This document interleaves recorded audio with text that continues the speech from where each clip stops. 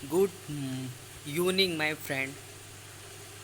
आप कैसे हैं? मुझे लगता है कि आप बहुत अच्छे होंगे। आपके लिए मैं ईवीएस का काफ़ी कंटेंट भरा मैं एनसीईआरटी का टॉपिक लेकर आया हूँ, जो क्लास 3, 4, 5 का है। तो पहले मैं क्लास 3 का एनसीईआरटी जहाँ से जितने कंटेंट बनने थे वो मैं सारे कंप्लीट करा दूँगा इस क्लास में। क्लास 3 का सारे मतलब जो भी क्वेश्चन बन रहे थे उसको मैं क्लास 3 के एनसीईआरटी सारा क्लास 3 का बुक मैं कंप्लीट करा दूंगा। इसके बाद आपको बुक कहीं से पढ़ने की ज़रूरत नहीं है। तो आपको एक बार मैं कंटेंट दिखा दे रहा हूँ, काफ़ी इसमें मेहनत की गई है, एक बार देख लीजिए। ये देखिए मनाली में किस तरह घर बनते हैं उसके बारे में। इसके बाद ये देखिए राजस्थान में किस तरह घर बनते हैं। इसके बाद ये जम्मू कश्मीर में डल झील के बारे में, हाउस बोट के बारे में। इसके बाद यहाँ असम के बारे में किस तरह घर बनते हैं। कबूतर का चोंच किस कलर का होता है, Hamming vulture, tapioca, Hong Kong, use water. और काफ़ी केरल के बारे में दर्शाया गया है यहाँ पे। और आगे देखिए कश्मीर के बारे में भी बताया गया है, और कश्मीर में क्या खाया जाता है, भोज पदार्थ के बारे में बताया गया है, और राजस्थान के बारे में। और काफ़ी अच्छे कंटेंट हम लेकर आए हैं आपके लिए। ये आप देख लीजिए कंटेंट कितना अच्छा है, काफ़ी महत्वपूर्ण है आपको एनसीईआरटी कंटेंट को लेकर। और काफ़ी क्वेश्चन यहाँ से फंस जाएंगे लगभग। ये मानिए कि 99% क्वेश्चन यहीं से आएंगे। तो पहला टॉपिक है आपका, तो मैं शुरू करता हूँ। ये है ब्रेन लिपि। लुइस ब्रेल, इनका नाम है लुइस ब्रेल, सॉरी भैया। तो देखिए, ब्रेन लिपि एक मोटे कागज़ पर लिखी जाती है जिसमें एक नुकीली चीज़ से बिंदु को भरा जाता है। ब्रेन लिपि एक मोटे कागज़ पर लिखी जाती है। जो भी अंधा व्यक्ति है, जो आँख से ना देख पाता, उनके लिए ब्रेन लिपि बनाया गया है, जिसे बनाया है लुइस ब्रेल ने। तो ब्रेन लिपि एक मोटे कागज़ पर लिखी जाती है जिसमें एक नुकीली चीज़ से बिंदु को उभारा जाता है। हाथ से मतलब एकदम नुकीली होती है, उसको हाथ से हम लोग फहरा कर, हाथ रख के बहुत आसानी से हम उस बिंदु को अच्छे से पढ़ सकते हैं। दूसरा है ब्रेन लिपि में उभरे हुए बड़े बिंदुओं पर उंगलियों के सहारे इसे पढ़ा जाता है। इसके बाद देखिए ब्रेन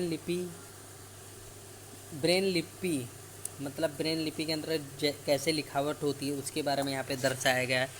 ब्रेन लिपि लिखावट उन लोगों के लिए होती है जो आँखों से नहीं देख सकते।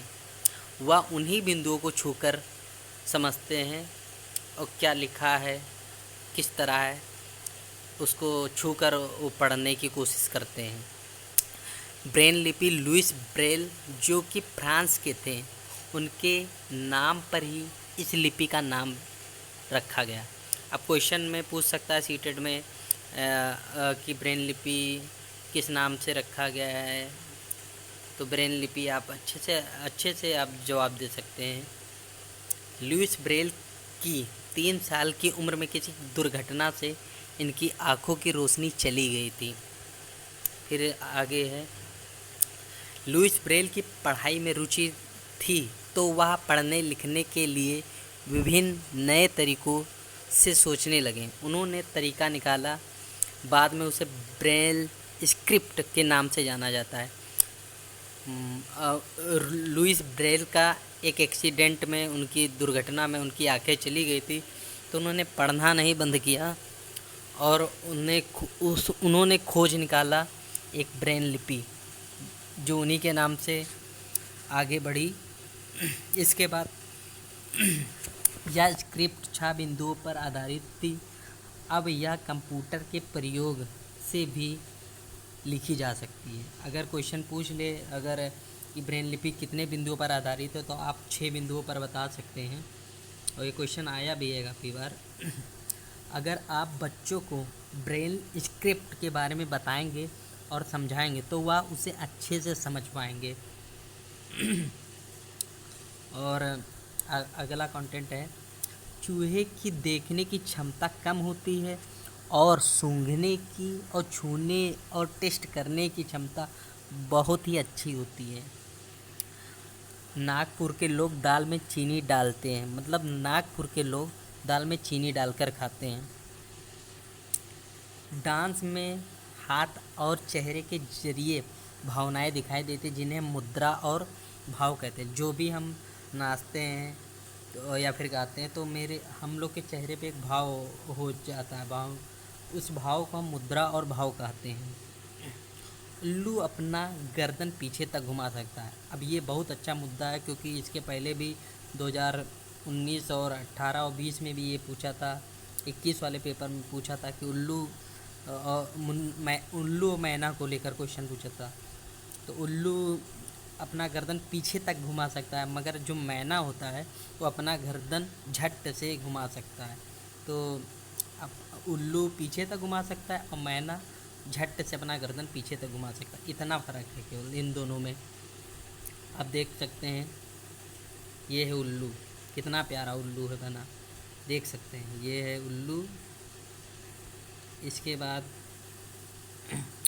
पक्षियों के पंख उन्हें उड़ने में मदद करते हैं और गर्माहट भी देते हैं। पक्षियों के पुराने पंख झड़ते रहते हैं और नए पंख आते रहते हैं। आगे, शुरुआत में बर्तन पत्थर या चिकनी मिट्टी के बनाए जाते थे। अगर क्वेश्चन पूछ ले शुरुआत में बर्तन कैसे बनाए जाते थे, तो आप बता सकते हैं कि शुरुआत में बर्तन मिट्टी अथवा पत्थर से बनाए जाते थे। श्रीनगर में प्रसिद्ध कहवा चाय बनाई जाती है। पूछ सकता है कि श्रीनगर में कौन सा चाय बनाई जाती है, किस प्रकार चाय बनाई जाती है, किस लिए प्रसिद्ध है, तो आप बता सकते हैं कि कहवा चाय वहाँ काफ़ी पीने योग्य प्रसिद्ध है। अब ये देखिए, ये है डल झील का चित्र, ये भी श्रीनगर में है, देख लीजिए। थोड़ा छोटा कर दूँ, ये देखिए,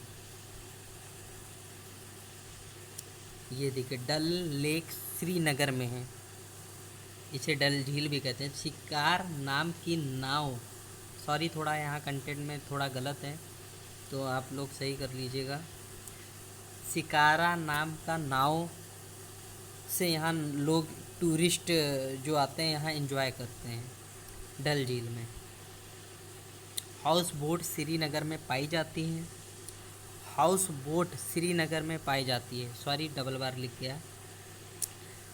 हाउस बोट, एक बात और समझ लीजिए, हाउस बोट की जो चौड़ाई लंबाई होती है वो 80 फुट लंबी होती है लगभग, और उस पे जो छत पे खत्म बंद बना होता है, डिजाइन बना होता है, उसे हम जिग्सा हम कहते हैं। पक्षी कीड़ों को खाकर हमें हमारे फलों को बचाती है। तो इसमें थोड़ा मिसप्रिंट है, मगर आप ये जानिएगा, पक्षी कीड़ों को खाकर हमारे फलों को बचाती है। बज्जू नामक गांव राजस्थान में है। मैप को समझाने के लिए सिंबल्स की समझ होना ज़रूरी है। अगर पूछ ले कि बज्जू नामक गांव कहाँ पे, तो राजस्थान में, आप बता सकते हैं। आओ अब कुछ लोगों से बात करें और पता लगाएं क्या खाना चाहिए, क्या अच्छा लगता है। तो लीचेन नाम की एक लड़की है, तो हांगकांग में क्या खाया जाता है उसके बारे में आप जान लीजिए। मैं हांगकांग में रहती हूँ, मुझे और मेरी माँ को सांप खाना बहुत पसंद है। हांगकांग में सांप खाना बहुत पसंद। जब भी हमारी सांप खाने की इच्छा होती है तब हम पास के एक होटल में जाकर लिंगहू फेन खाते हैं। लिंगहू फेन जो है यह एक जूस है जो सांपों से बनता है, ये हांगकांग में मतलब बनता है। तो क्वेश्चन काफ़ी बार ये पूछा गया है तो अगर पूछ लेगा लिंग हु फेन कहाँ खाया जाता है तो आप बता सकते हैं ये चीन का डिश है और ये हांगकांग में बनता है। इसके बाद आ जाइए कश्मीर के बारे में बताया गया है। मैं कश्मीर में रहती हूँ, सरसों के तेल में बनी मछलियाँ मुझे पसंद है। अब पूछ लेगा कि सरसों के तेल में बनी मछलियाँ कहाँ मिलती हैं, कहाँ बनती हैं, तो आप बता सकते हैं कि सरसों के तेल में बनी मछलियाँ कश्मीर में बनती हैं। ये काफ़ी बार क्वेश्चन पूछा गया है 2019 में, 20 में, लगातार 4-5 साल लगातार ये क्वेश्चन कंटेंट पूछा गया है। और एक बार गोवा गए, गोवा के बारे में आप देख लीजिए। वहाँ हमने मछली खाई और स्वाद बहुत ही अलग था। माने कहा अरे यह तो नारियल के तेल से बनी समुद्र की मछली है। तो नारियल के तेल से बना मछली गोवा में और सरसों से तेल से बना मछली कश्मीर में, इतना याद रखिएगा आप लोग। इसके बाद केरल में देख लीजिए केरल का क्या प्रसिद्ध है। मुझे सबसे अच्छी 2 चीज़ें लगती हैं, वे चीज़ें मेरे घर के आंगन में ही उगती हैं, एक ऊपर ऊंचे पेड़ पर और दूसरी ज़मीन के नीचे। बस नारियल डली हुई किसी भी करी के साथ उबला हुआ टेपी ओका मिल जाए तो क्या मज़ा आएगा। तो टेपी ओका जो है वो केरल में मिलता है, ये क्वेश्चन भी पूछा है काफ़ी बार, तो इसको आप देखे रहिएगा। और रिज्यू वाटर के बारे में डिस्कस करने से बच्चों को जल संरक्षण के प्रति जागरूकता आएगी। तो पूछ सकता है रिज्यू वाटर से संबंध क्या है, तो आप बता सकते हैं कि जल संरक्षण। फिर हांगकांग में सांप खाए जाते हैं, इसके सूप को लिंग हू फेन कहते हैं, जो अभी आपने ऊपर पढ़ा है। टैपुओ का एक प्रकार का फल है जो केरल में उबाल कर खाया जाता है, ये भी आप जानते हैं, जो अभी थोड़ा सा ऊपर पढ़ा है। वल्चर या गिद्ध मरे हुए जानवरों को खाते हैं, जिसे हम डिस्कम्पोजर भी कहते हैं। हामिंग बर्ड की चोंच सुई की नोक जैसी होती है। हामिंग बर्ड जो होता है उसकी जो टोट होती है वो एकदम सुई की तरह नुकीली होती है। कबूतर की चोंच गुलाबी और पंख ग्रे रंग की होती है। इसके बाद आप घरों के बारे में आप जान सकते हैं। ये देखिए असम में किस तरह घर है, वहाँ काफ़ी पानी भर जाता है तो घर बांस की बनाई जाती है। तो आप देख सकते हैं कि असम में किस तरह घर है। ये देखिए किस तरह है, आप देख सकते हैं। तो देखिए मैं असम के मोलन गांव से आया हूँ। असम में एक मोलन गांव है। हमारे यहाँ बहुत बारिश होती है, इसलिए हमारे घर ज़मीन से लगभग 10 से 12 फुट ऊंचे बने होते हैं। इन्हें हम मजबूत बाँस के खंभों पर बनाते हैं। इनके घर के अंदर भी लकड़ी के बनी होती है। इन घरों में मतलब लकड़ी की बनी होती है। असम में मतलब लगभग 10 से 12 फुट की ऊंचाई पर घर बनाते हैं। ये लकड़ी की और बाँस से बनी होती है, इतना आप ध्यान रखिएगा। काफ़ी बार क्वेश्चन ये पूछा जा चुका है। आओ नीचे देखें, एक बार इसको भी देख लेते हैं। बच्चों ने तरह तरह के नाच किए, अपनी भाषा में लोकगीत सुनाए, सब ने इलायची और बादाम डला हुआ कहवा चाय पिया। तो कहवा चाय जो आपने अभी पढ़ा, बहुत मज़ा आया। शाम को बहुत सब डल झील घूमने गए। डल झील ये श्रीनगर में आपने ये देख सकते हैं, जैसे कि ये है डल झील, ये है, और ये है हाउस बोट, ये है हाउस बोट। वहाँ हमने हाउस बोट देखी। शिकारे में बैठे, कुछ बच्चों ने चप्पू भी चलाया। चारों तरफ नीले नीले पहाड़ और बीच में 4 चिनारी। इसके आगे देखते हैं क्या है। ये देखिए राजस्थान के बारे में, उनके घरों के बारे में बताया गया है। ये देखिए राजस्थान का घर। मिट्टी और छप्पर से बना हुआ है। म- मैं मैं राजस्थान के एक गांव में आया हूं। हमारे यहाँ बारिश बहुत कम होती है। तो गांव राजस्थान के जो जमशेदपुर है, वहाँ काफ़ी कम बारिश होती है और खूब गर्मी पड़ती है। हम लोग मिट्टी के घरों में रहते हैं। घरों की दीवारें बहुत मोटी होती हैं। इन दीवारों को मिट्टी से लीप पोत कर सुंदर बनाया जाता है और छतों पर कटीली झाड़ियाँ भी लगाई जाती है, जिससे घर थोड़ा मजबूत रह सके। कटीली झाड़ियों का भी प्रयोग किया जाता है इस घर में। और दीवारों को मिट्टी से पोत कर सुंदर बनाया जाता है। तो आप इसको ध्यान रखिएगा। इसके बाद आप आ जाइए मनाली का घर। देख लीजिए मनाली का घर किस तरह का है। मनाली का घर थोड़ा सा बड़ा कर दूं, जूम कर दूं। मैं मनाली से आई हूं, जो एक पहाड़ी इलाका है। हमारे यहाँ बारिश बहुत होती है और बर्फ़ भी पड़ती है। जब ठंडा ज़्यादा हो जाती है तब धूप में बैठना अच्छा लगता है। हमारे मकान पत्थर या लकड़ी से बनते हैं। तो इसमें पूछ लेगा कि मनाली में घर किस तरह बनते हैं, तो आप बता सकते हैं कि पत्थर या लकड़ी से बनाए जाते हैं। एक बार मनाली का आप फ़ोटो देख सकते हैं। ये है मनाली का फ़ोटो। मनाली का फ़ोटो आपने देखा किस तरह यहाँ पे घर बनते हैं। बर्फ़नुमा घर बनाए जाते हैं यहाँ पर, जिससे घरों में ज़्यादा नुकसान ना हो। इसके बाद अगला कंटेंट है राजस्थान में मंड, जो कि एक प्रकार की राजस्थान में मंड, जो कि एक प्रकार की गीली मिट्टी है। इनके घर बनाए जाते हैं और छत पर झाड़ियाँ से बनती हैं, मतलब झाड़ियों से बनती है। इसके आगे देखिए, राजस्थान के लोग टैंक को टंका भी कहते हैं। राजस्थान में जो टैंक होता है उसको टंका कहते हैं। राजस्थानी लोग छत को ढालदार बनाते हैं, जिसमें वह बारिश के पानी को इकट्ठा करते हैं और उसका उपयोग दैनिक जीवन में करते हैं।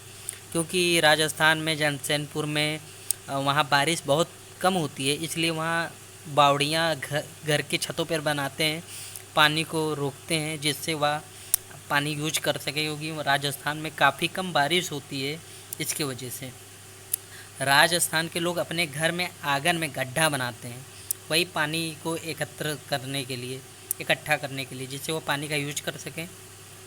इस तरह आपका क्लास 3 का NCERT सीटेट EVS का कंप्लीट हुआ।